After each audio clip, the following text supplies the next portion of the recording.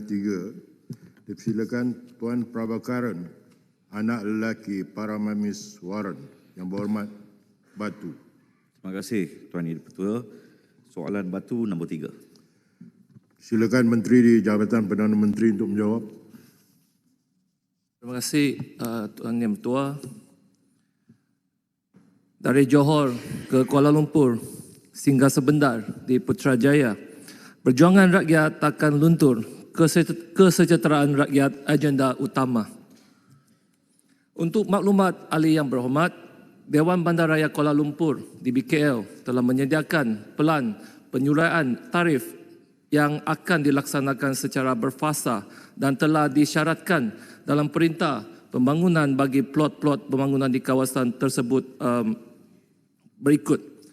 Pelebaran Jalan Sentul daripada 2 lorong kepada 3 lorong di kawasan Pasar Sentul bagi meningkatkan kapasiti laluan dan melancarkan aliran trafik.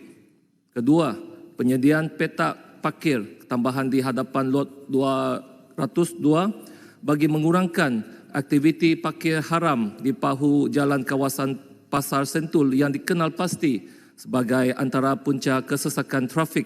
Ketiga, pembinaan sambungan jalan baharu 4 lorong 2 hala di atas Rizab talian TMB yang menghubungkan Jalan Sentul dengan Jalan 248A sebagai laluan alternatif.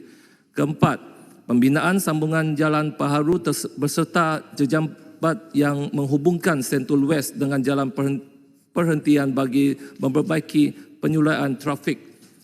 Kelima, pembinaan sambungan jalan baharu 2 hala yang menghubungkan jalan perhentian dengan Jalan Sentul bagi menyediakan akses tambahan di kawasan berkenaan. Dan keenam, DBKL akan mempertingkatkan tindakan penguatkuasaan terhadap kenderaan yang meletakkan kenderaan secara haram di bahu jalan terutama di kawasan kemudahan awam seperti Pasar Sentul dan sekolah yang telah mengakibatkan kesesakan terutama pada waktu puncak.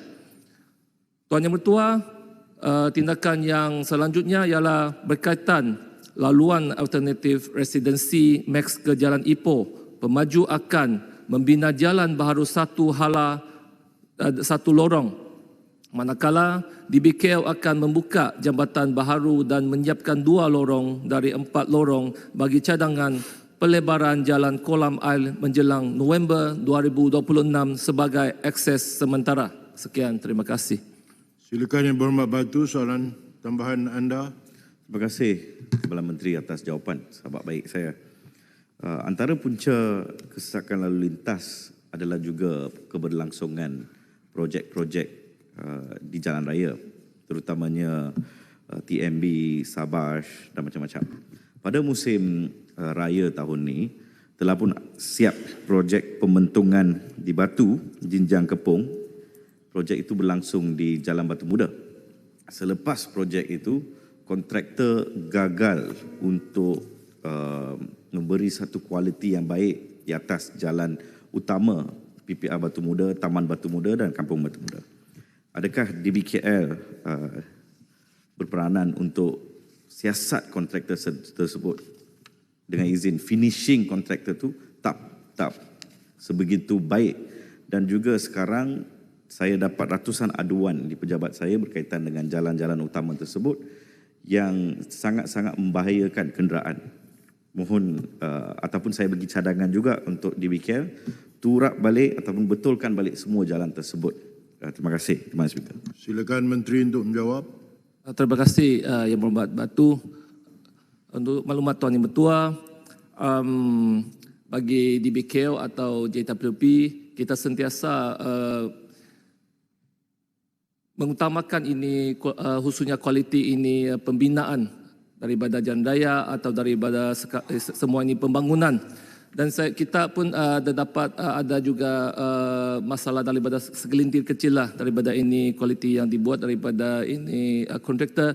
Dan saya yakin dan saya rasa ini pembaikan ini atau ini pelaksanaan tengah dijalankan. Dan saya juga mohon ini bekerjasama dengan yang berhormat Batu. Sekiranya ada mendapati apa masalah, sila hubungi kita. Kita akan membuat ini tindakan yang secara baiklah. Dan Tuan Yang Bertuah, DBKL akan mempertimbangkan pembangunan baru berdasarkan plan struktur Kuala Lumpur 2040 dan Pelan Tempatan Kuala Lumpur 2020 yang telah mengambil kira kapasiti infrastruktur serta daya tampung kawasan. Yang berhormat Batu, kiraan ini masa tidak cukup, saya akan memberikan jawapan secara bertulis. Terima kasih.